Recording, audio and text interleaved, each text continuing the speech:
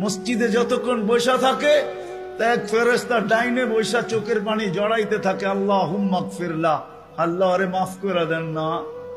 আল্লাহ বলে তোরা তো আইলো গেল কি, আপনার ঘরেই তো বের হইছে,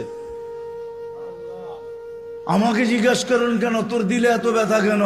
আপনার ঘরেই তো বের হইছে, বন্দা তো আপনারই সৃষ্টির সেরা, তো আপনিই বানাইছেন। ও যদিও না কান্দে তো আমি ওর পক্ষ হয়ে একটু কান্দতেছি, অসুবিধা কি? আরেকজন বলে আল্লাহুম্মা আরহাম আলাইহি, আল্লাহর উপরে দয়া করেন না। আপনার ঘরে বসে রইল, তারপরে যদি দয়া না করেন তো বাজারে গেলে করবেন, ওটা তো দয়ার জায়গাই না। কি করে না করে না দোয়া?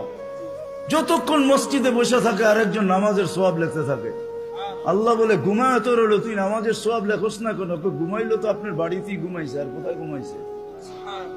সওয়াব লিখবো না তো লিখবো না কেন? এটাও ফেরেশতা চালায়। আপনি ভাবেন শ্বাস প্রশ্বাস এমনি নেন? কন্ট্রোল রুম আছে, কন্ট্রোল রুম। হ্যাঁ, হাবায়েক ফি আখবারিল মালায়েক কিতাবে আছে, জালালউদ্দিন সুয়ুতি রহমাতুল্লাহ আলাইহি লেখা। যখন শ্বাস নেই তো ফেরেশতা বলে আল্লাহ আমসিকা ওয়াতরুক, বন্ধ করে দিব না খোলা রাখবো?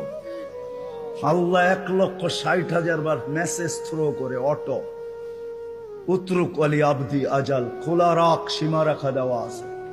যেদিন সীমা রেখায় আসবে ওই দিন বলবো টানবো তো আর ছাড়তে দিবি না, ছাড়বো তো আর টানতে দিবি না। বিনা দ্বিধায় 1,60,000 বার শ্বাস প্রশ্বাস নিতেছি। আসেন একটু ভাবি। সুর তো আমার কাছে নাই যে আমি আপনাদেরকে পাগল করব।